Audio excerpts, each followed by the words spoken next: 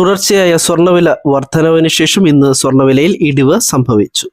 ഒരു പവൻ സ്വർണത്തിന് 800 രൂപ കുറഞ്ഞ് 63,120 രൂപയായി. 1 ഗ്രാം 22 ക്യാരറ്റ് സ്വർണത്തിന് 7,991 രൂപയും 1 ഗ്രാം 24 ക്യാരറ്റ് സ്വർണത്തിന് 8,717 രൂപയുമായി. കഴിഞ്ഞ ദിവസവും ഒരു പവന് 80 രൂപ വർദ്ധിച്ച് 63,920 രൂപയായിരുന്നു. ഈ മാസത്തെ ഏറ്റവും ഉയർന്ന സ്വർണ്ണ നിരക്ക് രേഖപ്പെടുത്തിയത് ഫെബ്രുവരി 11-നായിരുന്നു. അന്ന് ഒരു പവൻ സ്വർണത്തിന്റെ വില 64,480 രൂപയായിരുന്നു. കഴിഞ്ഞ ദിവസങ്ങളിൽ സംസ്ഥാനത്തെ സ്വർണ്ണവിലയിൽ വൻ കുതിപ്പാണ് ഉണ്ടായത്.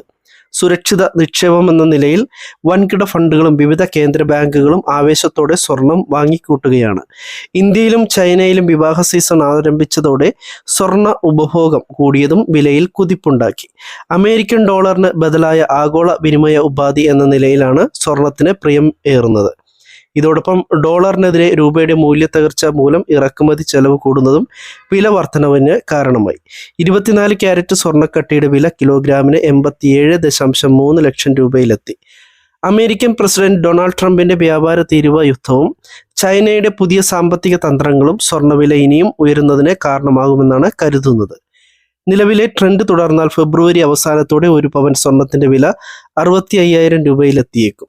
ഇപ്പോഴത്തെ സാഹചര്യത്തിൽ രാജ്യാന്തര സ്വർണ്ണവില ഔൺസിന് $3,000 കവിഞ്ഞ് മുന്നേറാൻ ഇടയുണ്ടെന്ന് അനലിസ്റ്റുകൾ പറയുന്നു. ഇന്നത്തെ വെള്ളിവില. ഇന്ന് സംസ്ഥാനത്തെ വെള്ളിവിലയിൽ മാറ്റമില്ല. 1 ഗ്രാം വെള്ളിയുടെ വില 108 രൂപയും 1 കിലോഗ്രാം വെള്ളിയുടെ വില 1,80,000 രൂപയുമാണ്. അന്താരാഷ്ട്ര വിപണിക്കനുസരിച്ചാണ് ഇന്ത്യയിലെ വെള്ളിവില നിശ്ചയിക്കപ്പെടുന്നത്. ഡോളറുമായി താരതമ്യം ചെയ്യുമ്പോൾ രൂപയുടെ വിലയിൽ വരുന്ന കയറ്റിറക്കങ്ങളും വെള്ളിവിലയെ സ്വാധീനിക്കും.